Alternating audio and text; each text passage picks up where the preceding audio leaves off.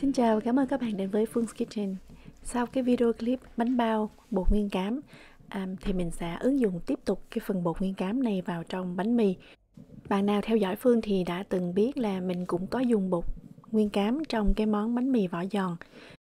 Nhưng mà cái dòng bánh mì này thì hơi khó, là mình sẽ cần cái nhiệt rất là cao, nên có hỗ trợ thêm của nồi gang. Nhưng mà cái kết cấu bánh này thì không hợp khẩu vị với người Việt mình cho lắm, tại vì nó có độ dai rất là nhiều.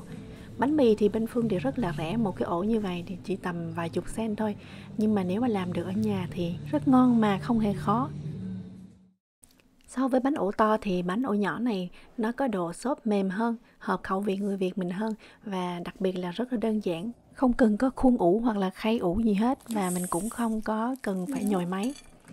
Đây là dòng bánh có ruột nha các bạn, chứ nó không phải là bánh rỗng ruột như là bánh mì Việt Nam. Mình bắt tay vào làm luôn. Vừa làm Phương sẽ giới thiệu về nguyên liệu. Phương cần nước lạnh, ở đây là 225 đến 230 gram. 1 gram men khô. Phương kết hợp với 30 gram men tự nhiên, men tự nuôi. Còn nếu không có, các bạn cứ tăng lượng men khô lên 2 gram. Ở trong màn hình các bạn đang thấy ở đây Phương không có men khô, mình dùng men công nghiệp nhưng mà dạng tươi. Nếu bạn kiếm mua được men tươi công nghiệp như ở bên Phương thì mình sẽ dùng 3 gram. Dầu ô liu hoặc các bạn có thể dùng ăn bình thường cũng được, 12 gram. Phương sẽ cho tất cả vào một cái thố nhồi bột. Khuấy đều. 10 gram đường mạch nha, hoặc là không có các bạn dùng mật ong.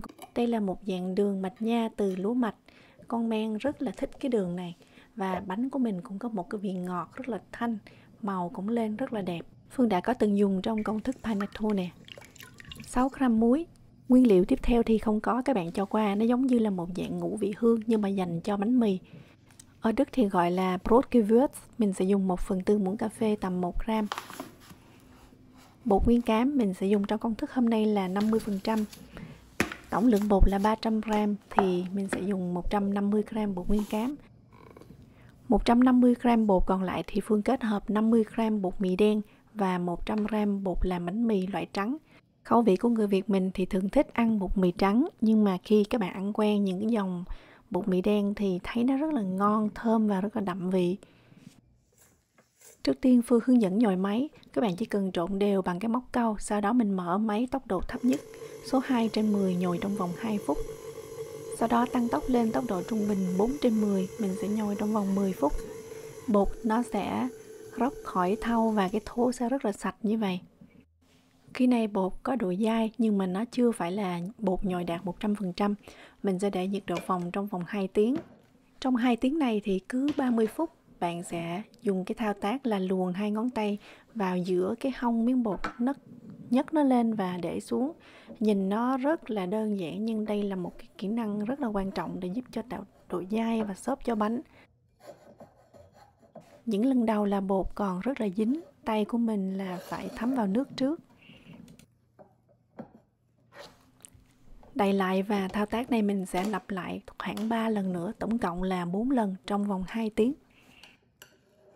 Những lần càng về sau, khi cầm miếng bột bạn sẽ cảm nhận được là nó khô ráo và không có dính ướt và dễ dàng róc khỏi cái thau hơn là những cái lần đầu. Vậy là bột đã đạt. Sau cái lần cuối cùng thì mình sẽ để cho bột nghỉ 1 tiếng. Đợi khi bột nở gấp đôi.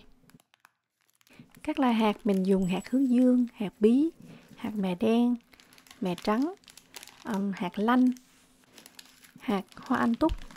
Hôm nay các loại hạt này thì mình sẽ không cho vào bột, mà Phương chỉ dùng để lăn cái miếng bánh mì của mình qua bột, và phần hạt nó chỉ nằm bên ngoài.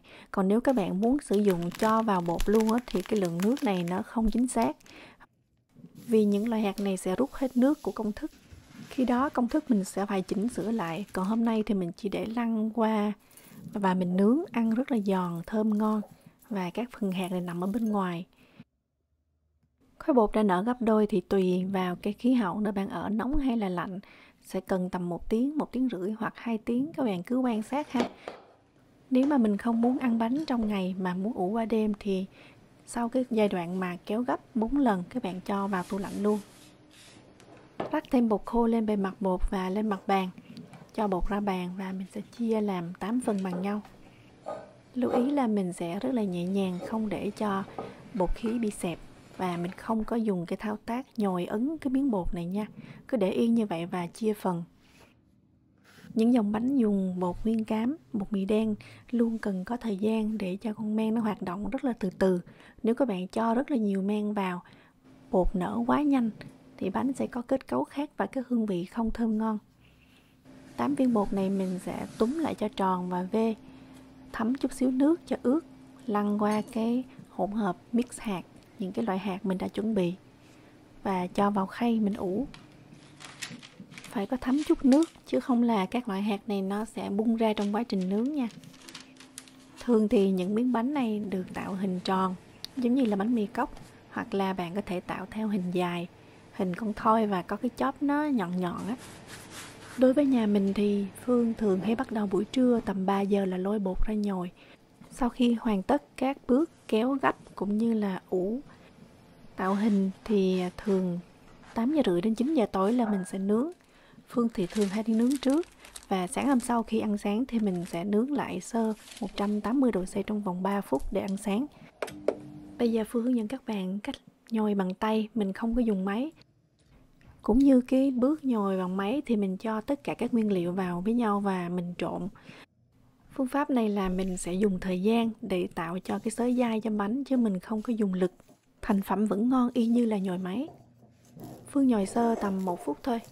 Khối bột lúc này còn rất là ướt và khá là lộn nhổn. Bạn đừng có lo, mình cứ đậy nắp và để đó. 15 phút sau mình sẽ quay lại. Các bạn sẽ thấy một điều kỳ diệu xảy ra. Tay cũng phải thấm nước. Và mình bắt đầu kéo gấp. Bột lúc này nó rất là dai, mặc dù mình không có làm gì hết. Bạn làm thao tác giống như Phương làm ở trên màn hình, chỉ cần 1 phút thôi là bột nó sẽ có một độ mịn hơn. Tiếp tục đậy nắp và 15 phút sau mình sẽ quay lại. Thao tác này mình sẽ lặp đi lặp lại 4 lần, cách nhau 15 phút. Ở lần thứ hai mình đã thấy một cái sự khác biệt rõ rệt là bột đã rất là dai, không còn dính như ban đầu nữa.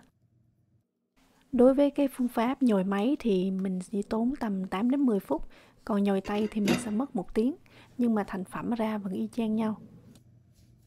Xong bước này là mình đã đạt cái thao tác ở cái phút thứ 3 của video clip, tức là mình sẽ gấp bột. Còn nếu mà làm biếng quá, bạn không muốn cái bước gấp bột nó lâu lắc thì mình có thể chỉ gấp một lần, sau đó cho bột nghỉ 1 tiếng. Cho bột vào tủ lạnh, sáng mai mình sẽ nướng. Nhiệt độ tủ lạnh của các bạn thì nên tầm 5 đến 6 độ C, không dưới 5 độ C thì bột nó nở rất là chậm. Bây giờ là 10 giờ tối, Phương muốn ủ qua đêm, sáng mình dậy sớm mình nướng thì mình nên để nhiệt độ tủ lạnh 6 đến 7 độ C là ok. Còn nếu mà các bạn muốn để tối ngày hôm sau luôn mới nướng, tức là 24 tiếng đồng hồ sau, thì mình nên để nhiệt độ tủ lạnh tầm 3 độ C. Nói chung là bạn đừng có áp lực quá, cứ thư thái bình thường thôi. Các bạn thấy bột nở gấp đôi trong tủ lạnh cũng đừng có quá lo lắng. Khi nó nở gấp đôi thì các bạn vẫn có thể để trong tủ lạnh tiếp 5-6 tiếng sau mình xài cũng được. Khối bột nên trở về nhiệt độ phòng tầm 30 phút thì mình sẽ tiến hành chia bột. Từ công đoạn này thì mình lại quay trở về cái công đoạn hồi nãy Phương đã hướng dẫn, tức là chia bột và vê tròn lăn qua cái hỗn hợp mix hạt. Còn một cái cách nữa là các bạn cũng có thể là sau khi bột đã nở gấp đôi, trước khi cho vào tủ lạnh các bạn tạo hình trước, vê tròn, nếu mà tủ lạnh bạn có chỗ nha. Sáng cú dậy khi cần ăn mình chỉ lấy bánh ra và ủ tiếp cho nó nở chuẩn và mang đi nướng. Còn nếu mà nó đã nở chuẩn rồi thì các bạn vẫn để cho nó trở về nhiệt độ phòng tầm 30 phút cho nó bớt lạnh thì mình mới nướng. Dòng bánh này thường là sẽ không có được rạch mặt mà nó sẽ nở căng phòng. Nếu mà sờ vào các bạn thấy nó đàn hồi trong vòng 1-2 giây ngược trở ra, đây là cái khối bột nở chuẩn. Đây là bánh nở lố. Thì nở lố cũng không có ảnh hưởng gì khi nướng, bạn sẽ thấy là nó không có độ nở nhiều vì nó đã đạt được độ nở tối đa rồi. Phương không có rạch bánh nhưng mà Phương cũng rạch một cái cho các bạn xem cái lý do vì sao mình không cần rạch. Mình nướng 220 độ C ở 7 phút. Lò nướng nhà Phương chỉnh được độ ẩm, Phương chỉnh 60%. Sau 7 phút thì mình sẽ hạ xuống 200 độ C và nướng tiếp 15 phút. Chỉnh độ ẩm trở về số 0. Công đoạn 15 phút này thì sẽ giúp cho bánh được giòn, khô ráo. Mình cũng có thể tự tạo độ ẩm bằng cách là cho vào đây 200ml nước sôi. Trong lò Phương có để sẵn một cái khuôn bánh nhỏ để mình đựng nước. và nướng cũng 7 phút. Có độ ẩm, nước sôi sẽ bốc lên và giúp cho bánh nở tốt hơn.